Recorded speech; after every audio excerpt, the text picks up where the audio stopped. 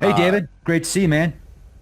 hey, thanks for having me on. We've been trying to get this, and then we messed up the times, and we were, it is what it is in today's mixed up world. Time zone. Time zone, time's up is more like it. Time's up in the No. time zone, whatever time zone you're in. The Yeah, black gold, the one. Texas tea, the cement pond. That's the most important thing for us, for those of you who remember the Beverly Hillbillies. Yeah, yeah. The Texas tea, if it starts running short, we're going to have a problem over here. I was just, before, I was chatting with Rex, I was like, there's some big money broadcasting some moves here that, haven't been seen before. And if you got eyes to see and ears to hear that, big money's making some moves. So maybe the little fish can follow behind the big fish on this one because it's out there in the public arena.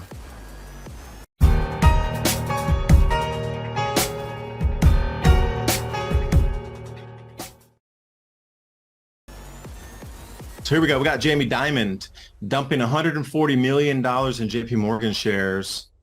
And get this, it's the first time he's ever sold stock in the company. And he's been the CEO since 2005. And this is the very first time he's ever sold his stock, ever. And he's dumping 140 million, not like 1 million or 10 million or 14 million, 140 million. So he must know something that we don't, because they're the ones that are making the markets. And let me And throw this other slide right there at you. These are the four too big to fail banks right here. And this is year to date, how much they're down. And, if things get more crazy, people are going to pull their money out of the banks even further just for daily expenses and things, more inflation. So, I mean, this right here mixed with the talk of all these Middle Eastern countries saying, hey, cut off the oil to the West. The best I could do is say, learn from what happened during the oil embargo and then learn what happened during World War II when there was rationing. And then we can kind of get a good idea of people lived through this before. So how do we live through it and prosper through this time again? It's going to be what, 3.0 this time? We had World War I or World War II rationing and World War I, but that was way too far back. And 1970s oil embargo, so that's 2.0. And now if we get this, it'll be 3.0. So how do we as an advanced society that relies on oil with our oil have been cut off from internally, and a strategic petroleum reserve only has 17 days of supply in it? You already know that we're going to go into rationing. So don't like, oh, rationing. Understand that. And how do you prepare for it? It's more like the question. And that's what Rex and I want to talk about. Like, you don't have to be frightened going into this. Realize that we've gone through this before, generations, many a time. So it's new for us, but how do we really get through this and excel? I guess that's the question. yeah, that's the question. Absolutely. And what do you think we do? Well, I would say, take a look back at our forefathers and those further back in time. Like, what did they do? They carpooled when they went somewhere. I had a long talk with my dad who lived through the oil embargo, and he was working at the time. So people would meet up in one place and then they would all hop into the car, carpooling. It was a thing. It really was a thing. And people traveled together to save the petrol. So you might have five guys riding to work to go together in the same company or town or whatever. But we could see the same thing again. Like, maybe you don't go to Costco or you don't go to the supermarket by yourself. Maybe five of you rally up and then split the gas costs, or use each other's rations cards to get a full tank of gas so you all can go off and do shopping. I'm just trying to learn from the past as to what's happening. Canada hopes to boost regulation on natural health products, otherwise known as supplements. This stretches across the border from Canada and the United States, both. And have you heard about nicotinamide mononucleotide, NMN? It's a derivative of vitamin B niacin, a precursor to NAD+,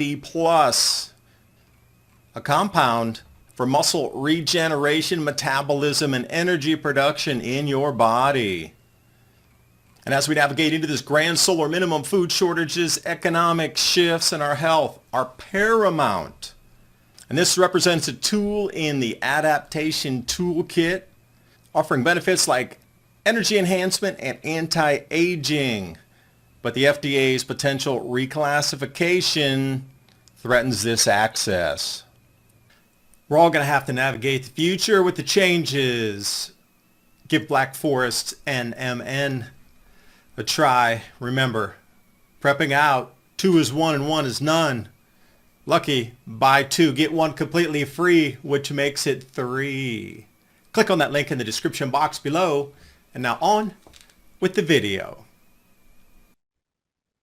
Going to be difficult to get over here really into the States to do a lot. Like it's really removed. That's way over there. Then what happens? The biggest thing they're really going to do possibly to the U.S. is cut off the oil. And if the Strait of Hormuz, something were to happen, oil stops for the world. Okay. But then what? We still have some oil here in America. They just lifted the embargo on Venezuela, of all things, last week. They said, hey, Venezuelan oil good this week. You're naughty last week. We don't care. So the restrictions for Venezuelan oil have been lifted so we can import from them. But would you allow that? I'd be like, hell no. Yeah, I'm not giving you anything. Then what are we going to do? Invade Venezuela to get their oil now this time? It's ridiculous. It's hypocrisy up to here. Well, how much are we producing as a nation? Not much any longer. The whole energy program's kind of been put on halt in the current administration. Would we have the ability to independently produce enough gasoline and petroleum not to have to import if we change the politics around? Yes, but a lot of that would be used for the war effort too. So again, before we had 100% lion's share of just go out and drive your jet ski, take your holiday, do what you want to do, drive around, enjoy your life. But now, even if U.S. ramped up to 100%, again, to what it was, how much do you think a military would use of that? We're going to be way down the pecking order here. You and your jet ski are at the very bottom of the pecking order. So you do see global conflict and the U.S. possibly getting pulled in more than they already are. Maybe not getting pulled in. Maybe they're getting planned in. Because I'm going to go a little woo-woo with you here. I mean, you look around the world, everybody needs a reset. China needs a reset. Their economy is collapsing from within. Their societal problems from within are just steamrolling the country anyway into collapse. They need to redirect the energy of all the 40 million more men of marrying age because of the one-child policy. And the real estate market's collapsing. And, there's a lot of things. The whole world needs a reset. So perhaps it's not as organic of a thing happening as we might think it is. I don't know. That might be too woo-woo. No, because, well, maybe. Yeah, it could be. Life's pretty woo-woo. I mean, when I was just a kid and I would look at the environment and just my intuition would see that what I saw then anyway is similar to what you just brought up. Like, was all of this financial civilizations, the monetary system, was it designed to usurp as much as it can to those that are the dungeon masters, we'll call them, the DM, and they're pulling the strings. They've done this before. They've learned about this before from their ancestry possibly, and they know when the fall, or around the time of when the fall of what we know as civilization is going to happen. And so they predict everything accordingly. They're like, okay, well, at this point in time, we might be quadrillions of dollars in debt, but it doesn't really matter because we know that there's going to be a reset and a new system that comes in play. And they could just orchestrate all of that. And it could be linked to the stars. It could be linked to mystery schools. It could be linked to the top players that know about these things. And now we've got artificial intelligence systems that can actually predict and forecast future events that they've probably already been tapping into for decades, but it's probably going to get to a point where that's all they really look at is what the computer tells them to do. But that's for a whole other podcast. Your thoughts? Well, no, you have to think about electromagnetism and how it could bend the human perception of reality and how that can be used against us. You know, in lowered magnetic fields, they've done a lot of studies with rats when they put them in different electromagnetic fields, and the lower or changes in the electromagnetic field around the rats cause them to become much more violent and angry. So if you knew that field change was inbound, you could almost harness that and direct it in any way. You know, because the lobes of your brain are electromagnetic. They're firing electrically and sending signals. So changes on our sun, the Birkeland current coming in, powering our star, and in turn our magnetic field on the planet, and especially these giant coronal holes coming around. You know, there's some changes in the sun. You know, if you knew that cycle, you could harness that human response to it. I'm sure that's been gamed out forever as well. You know, how the human behaves in a disturbed, decreasing, increasing, or zero magnetic field. Like you're non-functional at a zero magnetic field. Your brain literally won't function because there's no magnetism. There's no lobes any longer. It's just 0 point. So when we're coming down to that, then how do you take advantage of it and direct the emotion? The eclipse that we just had, the Ring of Fire. That seems Virgo's to be hand, no less, in the hand of Virgo. And they often say that that is the hand of harvest. So you put those two together and there you go again, mystery school kind. I made sure to go to the Four Corners for that. And I experienced the full eclipse, the Ring of Fire at the Four Corners. It was magical, man. And so like the reset you're talking about, a lot of people, including myself, have questioned what are some of the implications of these eclipses? Do they create certain resets in certain energy fields? And there's a lot of cataclysms that take place around, historically speaking, around eclipses. And that might have something to do with some of the Navajo traditions of staying inside during these eclipses. And I've also, like, I'm looking at this in a different perspective as, okay, like what happens when you're on the phone and it doesn't work right, or your computer's glitching out? What do you do? What's the easiest thing to do to fix it usually? I don't know. What do? I reset? Maybe. Reset. Turn it off, turn it back on. Like, what if you're trying to get in Zoom and the Zoom meeting has a problem? Usually the easiest Turn it off, thing to do. turn it back on. Yeah, it's a reset. It's an adjustment. And that's what I see that eclipse as, that we just had, like a reset of the glitches, putting things back into harmony, putting things back into balance and into perspective. And if we can feed off of that and embrace that and, you know, use that to our advantage, then awesome. Hello, high five. Number 5 is alive. Give it to me, man. What do you see? I see the Kabbalah. You sure do. Or the Tree of Life. And then I see Tree of the Life. solar system. For those in the audience here, family friendly, this is Tree of Life. And what do you see over on the right? Neptune. Yeah, those are the 4 gas giants that are going to have this alignment where some electromagnetic strangeness shall occur October of next year on the 23rd. So look how the squaring 4 gas giants plug straight into the Tree of Life, and where you know, some of the planets, the sun and the earth, actually fit in there too. So I would consider this the beginning of the cycle. So I call this one the Tree of Life alignment. I like that. Yeah, so once you start to look at it, they really do plug into their proper places. Now, if this is the beginning, then as above, so below, we'd have to reverse the screen and then somewhere find the other inverse of it and come to the conclusive point. I've been digging in that a little more than I was this, but it's somewhere around 2032. Gee, maybe 2030, there's more to that than we have postulated. Like, there's obviously some high level implications, questions of, is there a Messiah that's going to be brought in, or a savior, or a specific entity, or a civilization, a certain asteroid, a planetary body, all of the above. 2030 is very significant.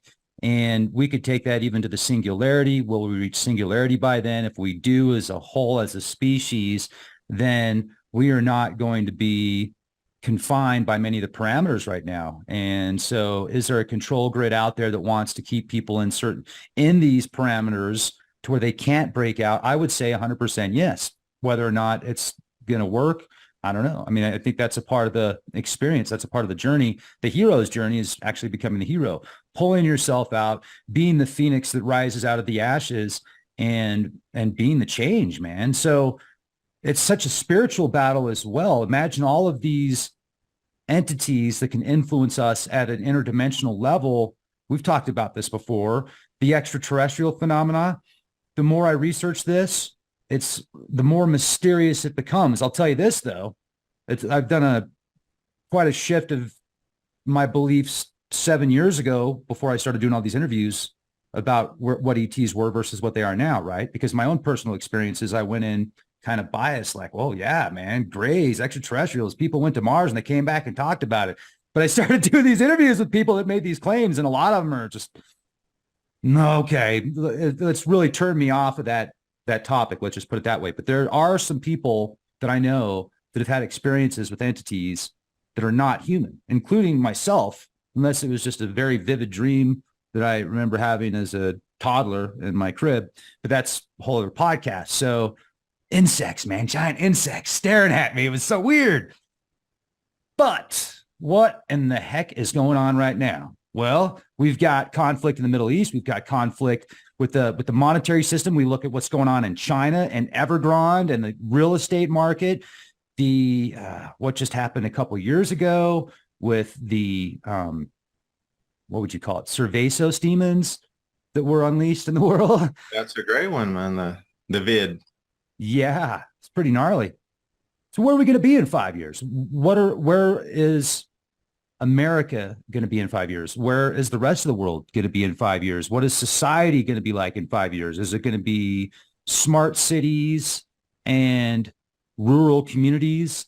And then they're going to be like borders, checkpoints. Oh, you want to go from your rural town in Georgia out in the hills, out in the mountains. Now you want to come into Atlanta. Well, we need your papers. We need your authentication, authorization to enter. What do you see? Or is it just going to be like it is now, just more intense, more polarized, or less? Well, one thing that needs to happen first is for anything to move forward from here in terms of growth, the younger generations, and I don't care what it is, if it's in China, they're experiencing the same thing as with the younger generation here in the United States is the same thing that they're experiencing in Europe. Anybody that's 20 years old and younger looks at this world and is like, I can't afford a house. This corporate thing is soul sucking and I'm at the bottom level and I'll never even be able to retire with the crappy wages that they're paying right now. Clawing over everybody's back to get, minimum wage at a corporate job. And the whole younger generation just isn't buying it, first of all. But see, that's what kept this social contract moving was everybody believed their generation could, take part in the growth and, get that white picket fence, have that house, have the vacations, have the dogs, the kids, whatever it is. Look at the messaging. No dog, no kids, no house, Uber car because you can't afford one, and the insurance, and you're going to work minimum wage, and you're going to have to work until you go from cradle to grave and enjoy your existence where you will own nothing and you will eat the bugs and be happy. Now, that's what that's what the younger generation envisions this world as being for them across the planet. I don't care if you go to, like I said, China believes the same. So how did that has to break free first to give that younger generation the impetus to want to go to work to get those things, or else it just doesn't work. So how do you revamp that? That really has to be the reset, is to reset it so those youngest of generations that's coming up now believes that there's something worth living for and something worth working for and actually having a goal. Because you look at, the goals that they have are quite a bit different than either my parents had about getting houses and things. The goals they have are the experience goals. Hey, I'm saving some money so I can travel and go, that's their goal. It's not physical things so much as it is experiential things. So you can't sell consumables like washers and dryers and dishwashers and things when you have kids if they're not having kids and the goals are misaligned in that direction. So there's a lot of misalignment in a lot of things in society right now. So how do you get that all realigned again? The reset is the only possible way. You have to destroy the present world, evaporate it, and something comes out of the ashes. Now, I'm really hoping it's not the bank digital currency that the Bank for International Settlements on the unified ledger plans for us. But, so walk me through that, Rex. I mean, you see how it's got to be reset based on what I was just saying. Like, how do you reset that? Just for the younger generation to believe, to make expansion happen again. It really boils that simply down to it.